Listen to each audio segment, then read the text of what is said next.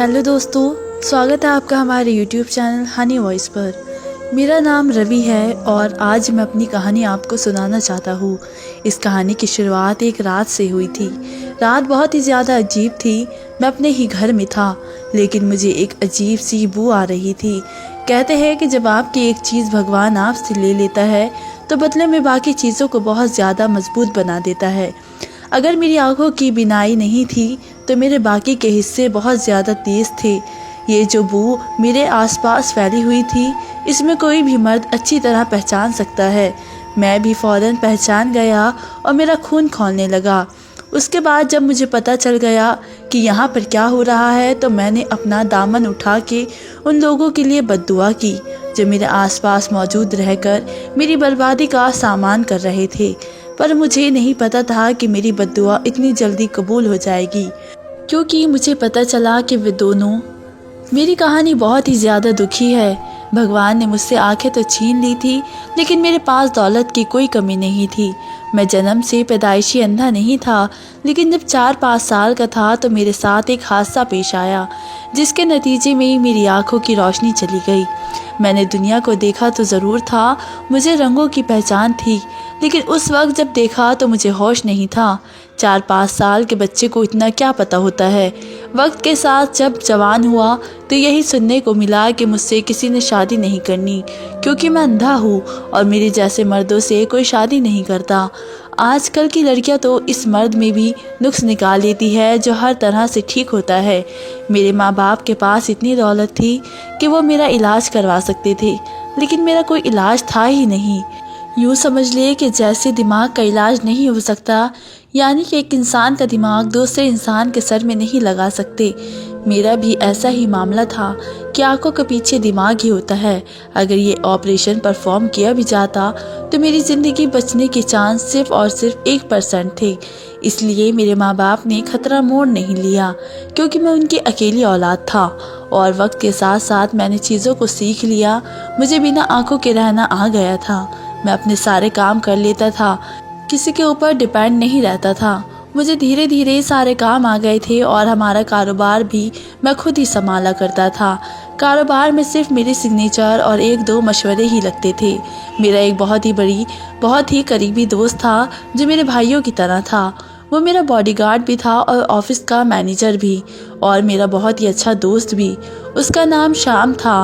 वो वही मेरी जगह पर बिजनेस संभाला करता था। मुझे उस पर पूरा भरोसा था। एक ऐसा इंसान था जिसको मैं अगर कहता कि मेरे पैर में दर्द हो रहा है तो वो मेरे पैर की मालिश भी कर देता, और अगर मैं उससे कहता कि एक बहुत ज़रूरी डील साइन करने बाहर के मुल्क जाना है तो वो बाहर के मुल्क जाकर वो डील भी साइन करके आ जाता था। आप लोग समझ रहे होंगे कि वो किस किस्म का आदमी था, और मेरा उसके साथ रिश्ता बहुत ही खास और खूबसूरत था। वो मुझे हमेशा कहता था कि आपके पास बहुत पैसे हैं, आपको लड़की मिल जाएगी, आप शादी का इरादा तो करो। पर मैं उसको कहता था कि मेरी शादी नहीं करनी। लेकिन उसकी बात ठीक थी कि मेरे पास पैसे थे। जब मैंने शादी करने के बारे में सोचा तो मुझे रिश्ते की कोई कमी महसूस नहीं हुई। लोग बस ये कहते थे कि फिर आपको हमारी कुछ शर्तें माननी पड़ेगी। शायद यही वजह थी कि सिमरन ने मुझसे शादी की। सिमरन मेरी पत्नी का नाम था। उसकी शादी उसकी खाला ने करवाई थी। वो बिल्कुल ठीक ठाक नॉर्मल लड़की थी। उसकी खाला ने हमें बताया कि उसकी एक जगह पे मंगनी हुई थी और शादी होने में 4 दिन बाकी थे कि उन लोगों ने मंगनी तोड़ दी। हमने पूछा कि ऐसी कौन सी बात है। रिश्ता देखने के लिए शाम भी मेरे साथ गया था। वही ज़्यादा बातें पूछ रहा था तो कहने लगे कि लड़के को किसी और से मोहब्बत थी। घर वाले ज़बरदस्ती उसकी शादी सिमरन से करवा रहे थे, इसलिए शादी से 4 दिन पहले उसका मीटर घूम गया और उसने कहा कि मैंने तो शादी करनी ही नहीं है, और अपनी पसंद की लड़की से जाकर शादी कर ली। बस उसके बाद सिमरन डिप्रेशन में चली गई और कहती थी कि मैंने शादी नहीं करनी। मैंने उसको बहुत सारे लड़के दिखाए, बहुत सारे रिश्ते बताए, लेकिन अब जब आपके रिश्ते के बारे में बताया तो उसने अचानक से हाँ कह दिया। तो फिर मैंने भी देरी नहीं की। मैं जब उसकी मौसी की बातें सुन रहा था तो मेरे दिमाग में ये बात आ रही थी कि कभी कभी कुछ लड़कियां जो बहुत ज़्यादा जज्बाती होती है वो इस तरह का फैसला कर लेती है जब उनको किसी जीते जागते सही सलामत अच्छे खासे मर्द से धोखा मिलता है, तो फिर वो किसी ऐसे मर्द से शादी करने के लिए तैयार हो जाती है जिसमें बाज़ाहिर कोई ना कोई कमी होती है। इंसान बहुत ज़्यादा अजीब है, यह हम सब जानते हैं। उसकी मौसी ने हमारा रिश्ता करवा दिया और कहा कि ज़्यादा धूमधाम नहीं कर सकते। हमें भी कोई धूमधाम नहीं करनी थी। मेरे कौन से रिश्तेदार थे? माँ बाप तो इस दुनिया से जा चुके थे। दूर दार के रिश्तेदार थे जो मेरे साथ आना जाना मेल मिलान नहीं रखते थे, तो फिर मुझे उनका बुलाने की ज़रूरत ही नहीं थी। मेरी सिमरन से शादी हो गई। शादी के शुरुआत के दिन ऐसे होते हैं जो बहुत ही ज़्यादा खूबसूरत होते हैं। मेरे लिए भी ये दिन बहुत ही खूबसूरत थे। उन शुरुआती दिनों में मैंने सिमरन को दिल से चाहा, उसके साथ अपनी ज़िंदगी को एक नई रोशनी में देखा। लेकिन किस्मत मेरे साथ कुछ और खेल खेलने जा रही थी, जिसका मुझे कोई और अंदाज़ा ना था। शादी के बाद सिमरन ने हमेशा मोहब्बत और वफादारी का मुजाहिरा किया है। उसकी हर बात में एक ख़ास नरम गर्मी और खुशबू थी, जिसने मेरे दिल को हमेशा खुश कर रखा था। मैं जवान था, खूबसूरत था। मैंने अपने आप को देखा नहीं था, लेकिन मुझे लोग कहते थे कि तुम एक पूरा मर्द हो, बस तुम्हारी आंखों में रोशनी नहीं है। मैं अपने आप को महसूस तो कर सकता था, सिमरन को भी महसूस कर सकता था। मैं उसे देखना चाहता था। कभी कभी मुझे ये चीज़ बहुत ही ज़्यादा तंग करने लगती थी। इससे पहले कभी अंदाज़ा भी नहीं हुआ और एहसास भी नहीं हुआ कि मेरे लिए ये चीज़ इतनी बुरी हो जाएगी। मुझे इस बात पे गुस्सा आने लगा कि मेरे पास बिनाई नहीं है। मैं अपनी पत्नी को देख भी नहीं सकता। पता नहीं वो कैसी दिखती है, क्या वो खूबसूरत है, क्या उसका रंग गोरा है, क्या उसकी आंखें बड़ी बड़ी है। मैंने तो सिर्फ सिमरन की आवाज़ सुनी थी और इसी के साथ अपने दिमाग में उसकी एक तस्वीर बनाई थी जो बहुत ही ज़्यादा खूबसूरत थी। श्याम ने भी मुझे यही बताया था कि तेरी पत्नी बहुत ज़्यादा खूबसूरत है। यार, तेरी किस्मत बहुत अच्छी है। सिमरन भी मेरे साथ अच्छे तरीके से रहती थी। वो मेरी मदद करने की कोशिश करती थी, ये समझकर कि जैसे मुझे कुछ नज़र नहीं आता तो मैं उस पर निर्भर हूँ। लेकिन धीरे धीरे उसको समझ आ रही थी कि मुझे अपने काम करने के लिए उसकी मदद की ज़रूरत नहीं है। पर मैंने उसको इतना ज़रूर कहा था कि इस घर में हर चीज़ मेरे हिसाब से रखी हुई है। किसी भी चीज़ की जगह ना बदलना। जो चीज़ जहाँ पड़ी है उसे वहीं पड़ी रहने देना। मैंने कदम नापे हुए हैं, मैं उसी तरीके से चलता हूँ और अपना काम करता हूँ। उसने कहा था कि ऐसा ही होगा। वो मेरे साथ अच्छी जा रही थी, सब कुछ ठीक था। एक दिन बेचारी रो रही थी। मुझे अंदाज़ा हो गया कि ये रो रही है। मैंने कहा कि मैं अंधा हूँ, इसका मतलब ये नहीं कि मुझे पता नहीं चलेगा कि तुम रो रही हो। क्या बात है, क्यों रो रही हो? तो कहने लगी कि अभी नहा के निकली तो सोचा थोड़ा तैयार हो जाती हूँ, लेकिन फिर दिल में बात आई कि तैयार हो तो किसके दिखाओगी? आप तो मुझे देख नहीं सकते। मुझे पता चल गया था कि अब उसके दिल में भी ये बात आने लगी थी और ये कोई बुरी बात नहीं थी। मैंने बात को मजाक की तरफ ले जाने की कोशिश की। मैंने कहा कि हाँ, लेकिन तुम खुशबू लगा लेना, मेरी नाक बहुत तेज़ है। उसने कहा कि आप क्यों बात को बदल रहे हैं? वो कहते हैं ना कि सजने संवरने का मज़ा तब आता है जब देखने वाला कोई आशिक भी हो, और मेरा आशिक तो आप ही है। मेरा पति अभी तो मेरे महबूब है, लेकिन आप ही मुझे नहीं देख सकते तो मैं तैयार हो कि क्या करना है? सारी ज़िंदगी आप मुझे नहीं देख पाएंगे। ये सब कुछ आपको अजीब नहीं लगता? मैंने कहा कि पगली, मुझे तो सबसे ज़्यादा अजीब लगता है, लेकिन क्या कर सकते हैं, ये ही तो किस्मत है। और तुमने खुद ही तो मुझसे शादी की थी। वो कहने लगी कि मैं शादी को बुरा नहीं कह रही हूँ, मैं अपने फ़ैसले को बुरा नहीं कह रही हूँ, लेकिन मुझे बहुत ही बुरा लग रहा है आपके लिए भी और अपने लिए भी। कल को अगर हमारी औलाद पैदा हुई तो क्या आप उसे भी नहीं देख पाएंगे? मैंने कहा कि इस तरफ मत जाओ, क्योंकि ये वो रास्ता है कि जिस पर चलते हुए मेरी आंखों में भी आंसू आ जाते हैं। बस जो जैसा चल रहा है चलने दो। मेरी ज़िंदगी में सिमरन के आने से बहुत ही खुशियाँ भर गई थी और शुरू से लेके अब तक सब कुछ ठीक था। लेकिन वो कहते हैं ना कि शादी के 2-4 महीने के बाद अचानक से एक बदलाव आता है, और वो बदलाव ऐसा होता है कि आपको बाकायदा महसूस होता है। शायद वही वक्त गया था, मैंने महसूस किया कि हमारे घर की फ़िज़ा कुछ बदल रही है। एक दिन मैं घर आया तो मुझे ऐसा लगा कि जैसे घर में कोई मौजूद है। हमारे घर में श्याम के अलावा और कोई नहीं आ सकता था, और वो फ़ोन करके ही आता था क्योंकि वो मेरे भाइयों की तरह था। जब मैंने सिमरन से उसको मिलवाया तो उसने सिमरन को भी भाभी कहा था। मैं जब घर आया तो मुझे ऐसा लगा कि घर में कोई है, तो मैंने कहा कि जी कौन है आप? तो थोड़ी देर के बाद सिमरन मुझे कहने लगी कि किसके साथ बातें कर रहे हो आप? मैंने कहा कि कौन आया है, तुम बताओ मुझे। उसने कहा कि कोई भी नहीं आया। मैंने कहा कि मजाक मत करो, मुझे साफ महसूस हो रहा है कि कोई मौजूद है। 2 पल की खामोशी के बाद सिमरन बोली कि कोई भी नहीं है। अब मैं उसको ये तो नहीं कह सकता था कि मैंने अपनी आंखों से देखा है, पर मैंने महसूस किया था। खैर, थोड़ी देर के बाद मुझे भी ऐसा लगने लगा कि जैसे कोई नहीं है। हो सकता है मुझे वहम हुआ हो, पर अब ये तकरीबन हर दूसरे तीसरे दिन होता था। मैं जब 5 साल का था तो मुझे मेरी आंखों की रोशनी दूर हो गई थी, और अभी भी मैं 30 साल का हो चुका हूँ। 25 साल तक तो मुझे ऐसे वहम कभी नहीं आए, फिर अब अचानक से मुझे ये वहम क्यों आने लगे। मुझे अक्सर ऐसा लगता था जैसे घर में कोई और मौजूद है, कोई मर्द जो मेरी नज़रों से ओझल है। मगर सिमरन हमेशा ये कहती कि ये आपका वहम है, और वो कहती थी कि अगर घर में कोई है तो आपको नज़र नहीं आ रहा, तो मुझे तो नज़र नहीं आ रहा। मैं फिर क्यों झूठ बोलूँगी आपसे। मैंने कहा कि हाँ, ये बात भी ठीक है।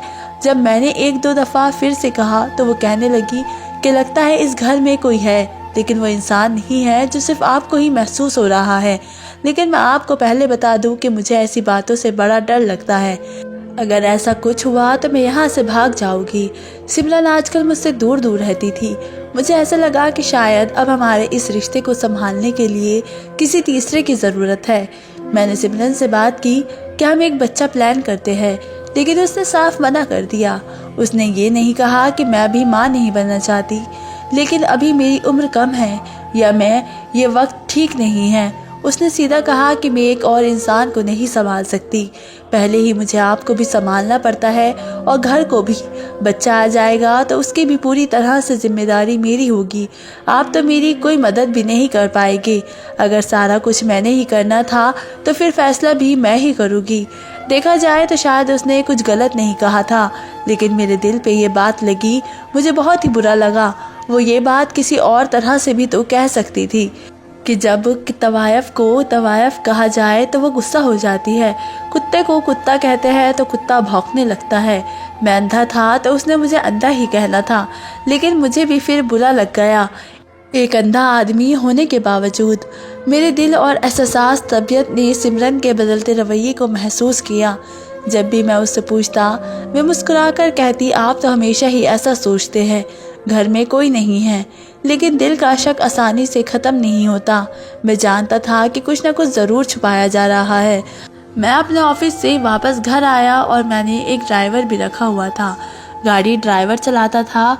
मेरे हाथ में एक छड़ी होती थी जो मैंने बाहर के मुल्क से मंगवाई थी, और इसमें काफ़ी सारे फंक्शन थे।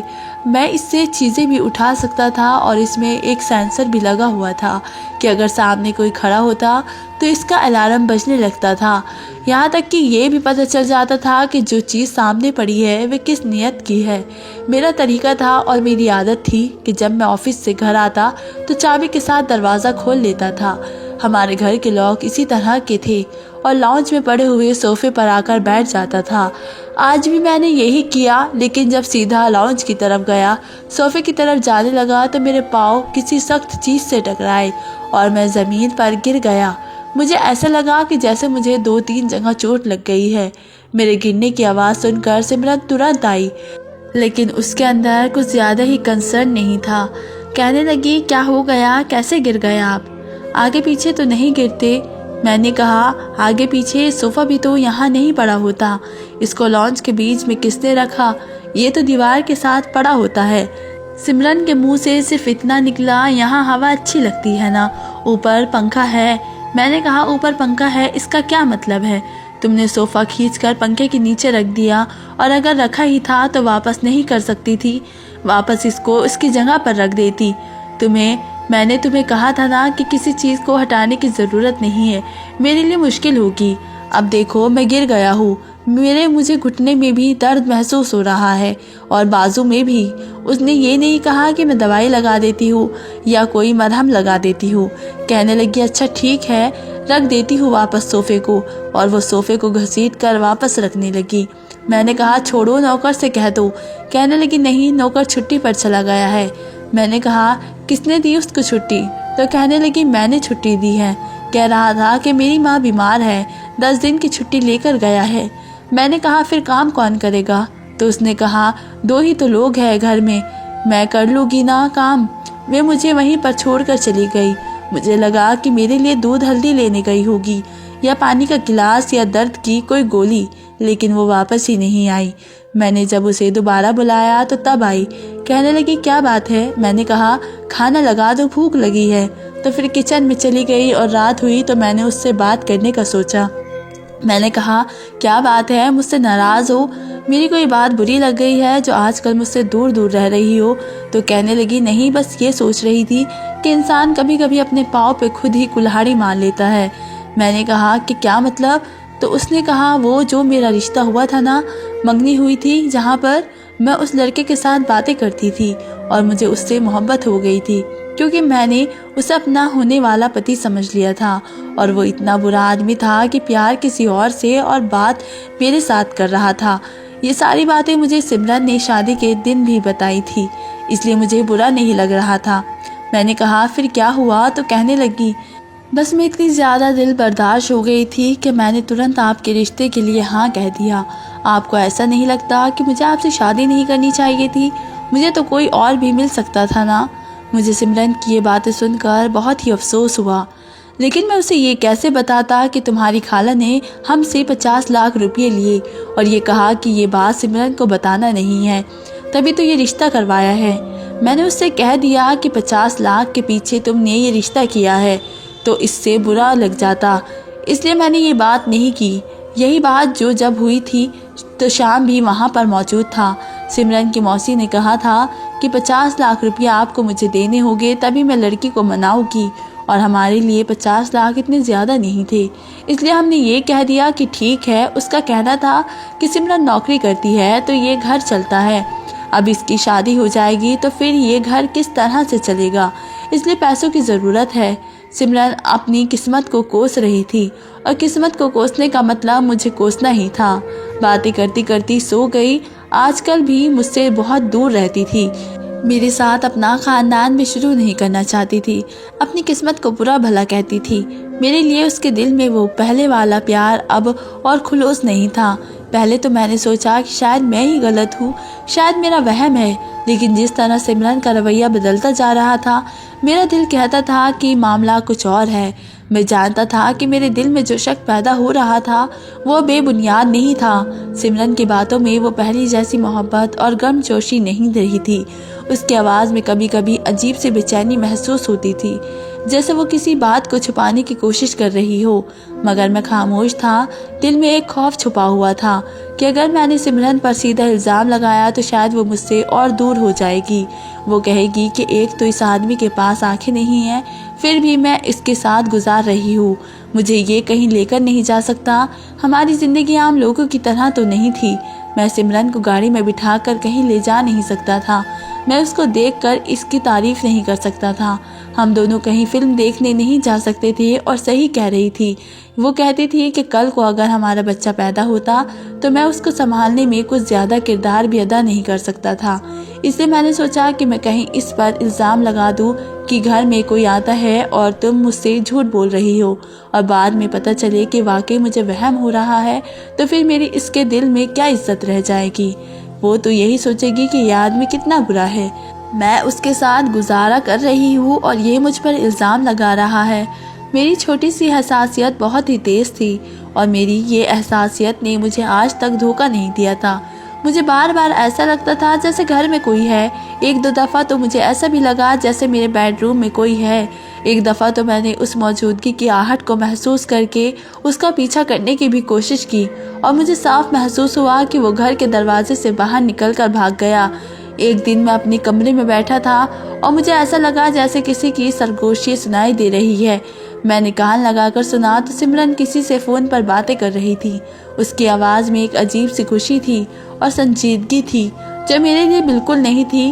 वो किसी गैर मर्द से बात कर रही थी। अगर वो किसी मर्द से कोई नॉर्मल बात कर रही होती तो मुझे इतना बुरा नहीं लगता। अगर उसका कोई कज़िन होता जिसके साथ वो बात कर रही होती, कोई दोस्त होता, तो तब भी मैं बुरा नहीं मानता कि चलो कोई किसी के हाल चाल पूछ लेता है, तो इसमें क्या बुराई है। फ़ोन से निकल कर कोई किसी को खा नहीं जाता। यहाँ तक कि अगर उसका वो साबित का मंगेतर भी होता और वो उससे भी फ़ोन पर बात कर रही होती तो मुझे बुरा नहीं लगता, लेकिन वो जिस तरह की बातें कर रही थी ना, वो सुनकर मेरा दिल टूट गया। वो उसको जान कह रही थी। जान का मतलब तो आप लोग समझते हैं। जान किसको कहा जाता है?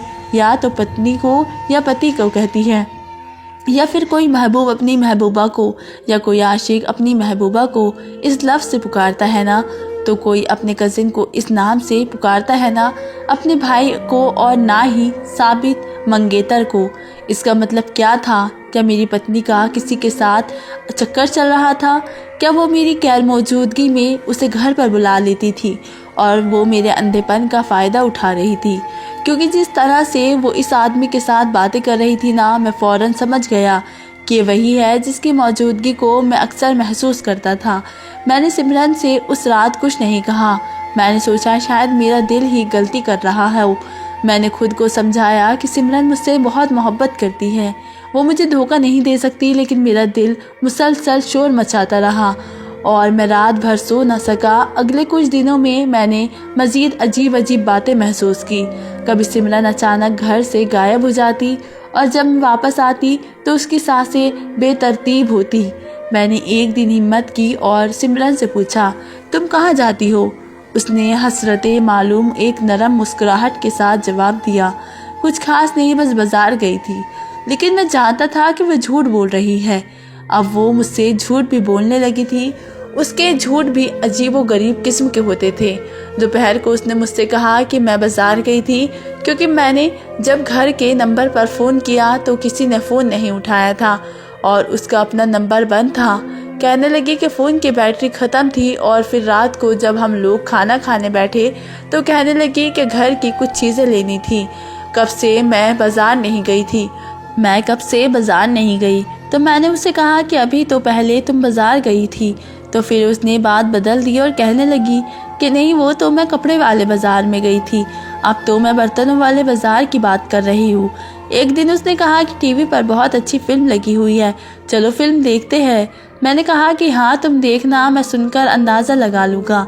कहने लगी कि मैं आपको साथ साथ बताऊँगी ना, इसी तरह हम लोग फ़िल्म देख लेंगे। मुझे उसकी ये छोटी सी हरकत अच्छी लगी। मुझे ऐसे काम अच्छे लगते थे जो मैं कर नहीं सकता था, लेकिन वो उन्हें मेरे लिए मुमकिन बनाने की कोशिश करती थी। वैसे उसने काफ़ी दिनों से ये सब कुछ नहीं किया था। शादी के शुरू में ही इस तरह के 2-4 काम किए थे। कहने लगी कि आप मुझे देख नहीं सकते, तो मैं तैयार होकर आपको बताऊंगी कि मैं कैसे तैयार हुई हूँ और कैसी लग रही हूँ। उसने कोई फिल्म लगा ली जिसमें अंदर हीरो आंखों में अंधा होता है और हीरोइन बहुत ज़्यादा खूबसूरत होती है। वो फिर भी उसके साथ अपनी ज़िंदगी गुजार रही होती है। हीरो पहले अंधा नहीं होता, लेकिन बाद में अंधा हो जाता है और आखिर में हीरो हीरोइन को कहता है कि मैं तुम्हारी ज़िंदगी बर्बाद नहीं कर सकता, इसलिए मैं तुम्हें छोड़ रहा हूँ और तुम किसी और से शादी कर लो।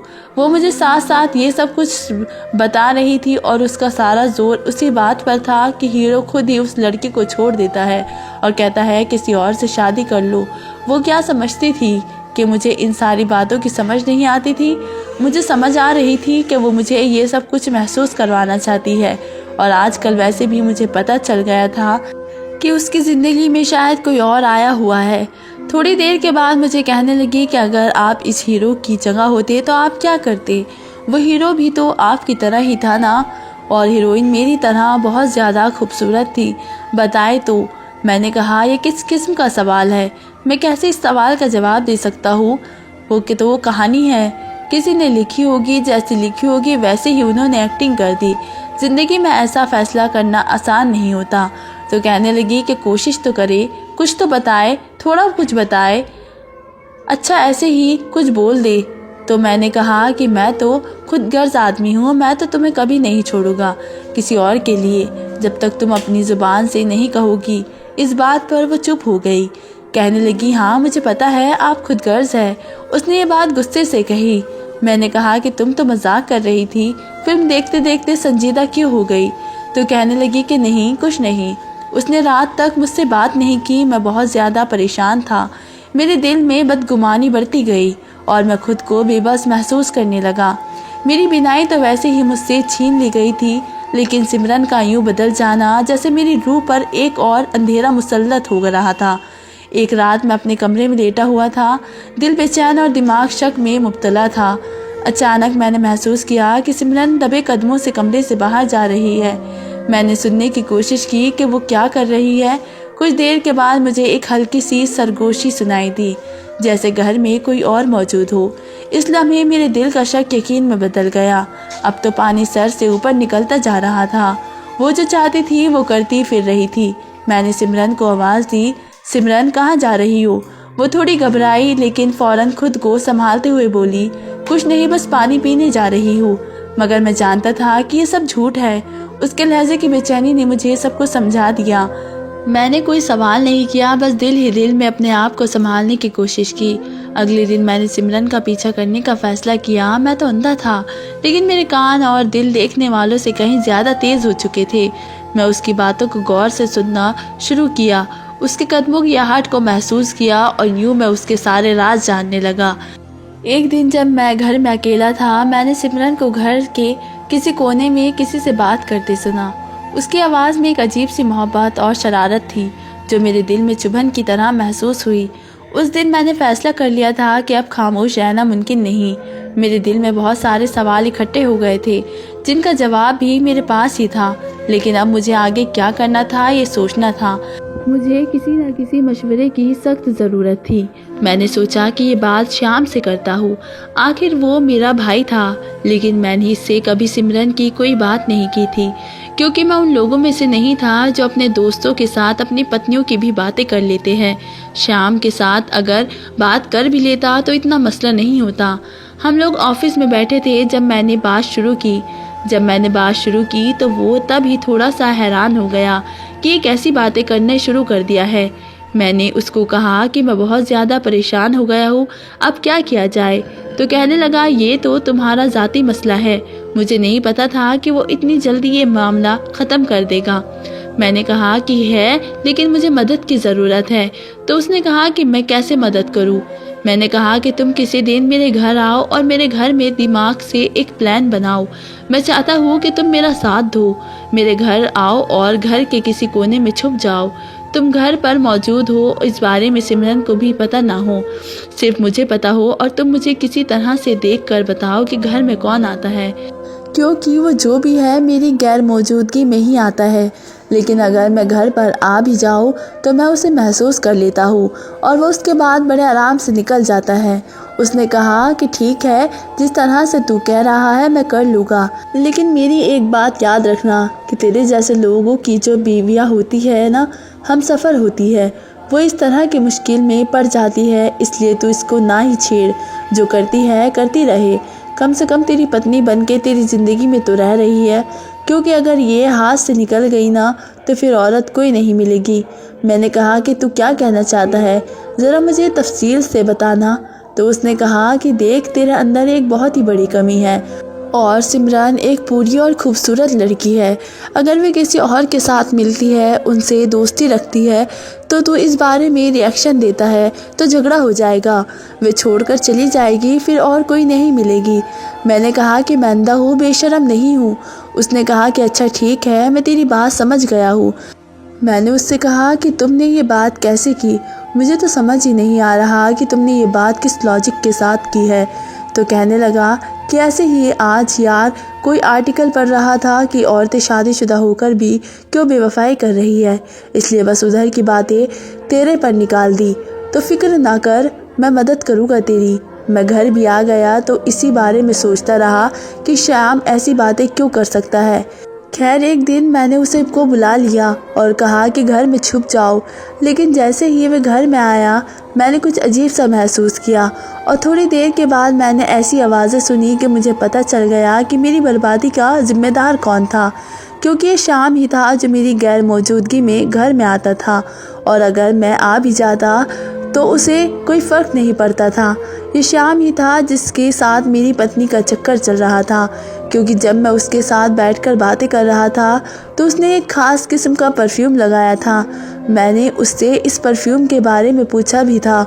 उसने कहा था कि बाहर से मंगवाया है, और आज जब ये मेरे घर आया तो मुझे उसी परफ्यूम की खुशबू आ रही थी, और ये परफ्यूम मैंने अपनी पत्नी के पास भी महसूस किया था। मैंने उससे भी पूछा था, उसने कहा था आपको कोई खुशबू आ रही है, मैंने तो कोई चीज़ इस्तेमाल नहीं की। इसका मतलब क्या है ये आप लोग समझ ही गए होंगे। तभी तो मैं कहूँ कि शाम जैसा गैरत करने वाला बंदा मुझे बेशर्मी करने के मशवरे कैसे दे रहा था, क्योंकि वह खुद ही वह इंसान था जिसने मेरे घर में डाका डाला था। यही वह आदमी था जिसने मेरी पत्नी के साथ चक्कर चला रखा था, और मुझे ये मशवरा इसलिए दे रहा था कि मैं चुप रहूं। ये सिमरन से शादी नहीं करना चाहता था। अगर शादी करना चाहता तो मुझे ये मशवरा देता कि मैं सिमरन को तलाक दे दूं और ये उसके साथ शादी कर ले। बस ये वक्त गुजारी कर रहा था, मौके का फ़ायदा उठा रहा था, सिमरन को बेवकूफ़ बना रहा था। जबकि सिमरन मेरे रिश्ते से निकलकर उसके साथ शादी करना चाहती थी। तभी उस दिन मुझे वे फिल्म दिखाकर मेरे दिल का हाल जानना चाह रही थी कि मैं क्या सोचता हूँ। ये दोनों मिलकर मुझे धोखा दे रहे थे, और उस वक्त भी धोखा दे रहे थे, बेवफाई कर रही थी वे मेरे साथ, और मुझे पता चल गया था। मैं कोई मोम का पुतला नहीं था, सिर्फ आंखें ही तो नहीं थी मेरे पास। मैंने अपनी झोली उठाई और बद्दुआ की, भगवान करे कि तुम लोग जो गुनाह एक अंधे के अंधेपन से फ़ायदा उठाते हुए सरेआम कर रहे हो, वे गुनाह वाकई पूरी दुनिया के सामने आ जाए, और तुम लोगों का गुनाह पूरी दुनिया को पता चल जाए। शाम को मैंने अपनी तरफ से बुलाया था, लेकिन मैं क्या कर रहा था वे तो आप लोग समझ ही गए होंगे। जाने से पहले उसने कहा, तेरे घर में कोई भी नहीं है यार, तुझे वहम हुआ है। मैंने पूरा दिन गुजार लिया, कोई भी नहीं है। अगर तू कहता है तो मैं फिर भी आ जाऊँगा। मैंने उससे कहा, हाँ फिर आ जाना, लगता है आज वे शख्स आया ही नहीं। तो उसने कहा, हाँ मुझे भी ऐसे ही लगता है, लेकिन फिर मैं आ जाऊँगा, तुझे परेशान होने की ज़रूरत नहीं है। उस रात सिमरन जब वापस आई तो मैंने उसका सामना किया। सिमरन मुझे बताओ ये सब क्या हो रहा है। मेरे दिल में गुस्सा और दर्द का तूफ़ान था, लेकिन मैंने खुद को संभाला। सिमरन ने पहले तो अनजान बनने की कोशिश की कि क्या मतलब, आप क्या कह रहे हैं, लेकिन मेरे चेहरे पर वे आत्मविश्वास देखकर उसका झूठ उसके मुंह में ही रह गया। मैंने कहा, मुझे सब मालूम हो चुका है, तुम किसी और मर्द के साथ चक्कर चला रही हो और उसे मेरे घर में बुलाती हो। यह सुनकर सिमरन का चेहरा सफ़ेद पड़ गया। वे कुछ लम्हों के लिए खामोश रही, फिर बोली, आप गलत समझ रहे हैं। लेकिन इस बार उसके लहजे में भी झूठ बोलने का हौसला नहीं था। मैंने उसको ये नहीं कहने वाला था कि मुझे ये पता चल गया कि वे शख्स शाम है, लेकिन मेरे अंदर भी तो एक मर्द था, वे मेरी पत्नी थी। क्या ये सब कुछ जानने के बावजूद भी मैं मुंह बंद करके बैठा रहता? सुबह उसके हाथों का बना हुआ नाश्ता कर लेता और सोचता कि बस ठीक है, खैर है। मेरी ज़ुबान से ये बात निकलनी ही थी, और निकल गई। और मैंने उस दिन सिमरन को बद्दुआ दी, तुम्हें और तुम्हारे आशिक को ऐसी हालत में पकड़ा जाएगा कि दुनिया तुम्हारा तमाशा देखेगी। उस लम्हे सिमरन ने मुझे एक नज़र देखी, जैसे उसे मेरी बात पर यकीन ना आया हो, लेकिन मेरी बद्दुआ कबूल हो चुकी थी। एक रात मैं अपने कमरे में लेटा हुआ था, दिल बेचैन और दिमाग शक में मुब्तला।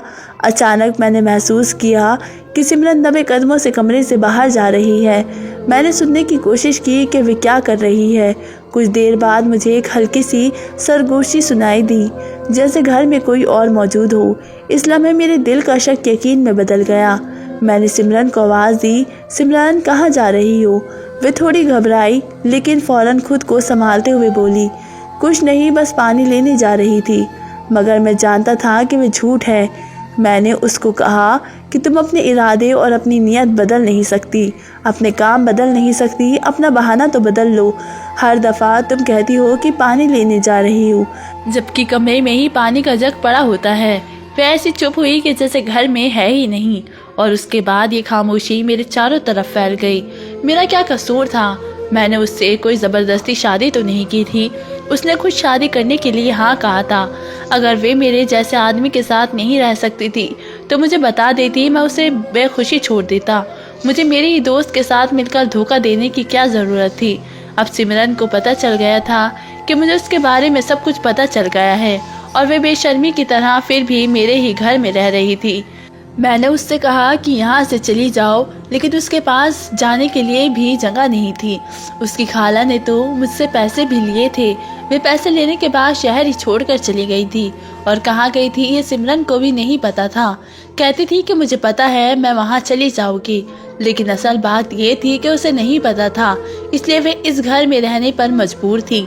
लेकिन मैंने सोच लिया था कि मैं खुद ही उसके साथ अपने रिश्ते को तोड़ दूंगा और एक दफ़ा ऑफिस के सारे मामलात अपने हाथों में ले लूँगा, फिर शाम को भी ऑफिस से निकाल दूंगा।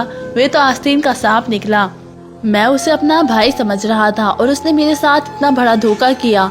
मेरे घर को इस औरत ने क्या बना डाला। ये औरत ही होती है जिसके पाँव पड़ते या तो घर में बरकत आती है या फिर अजाब आते हैं।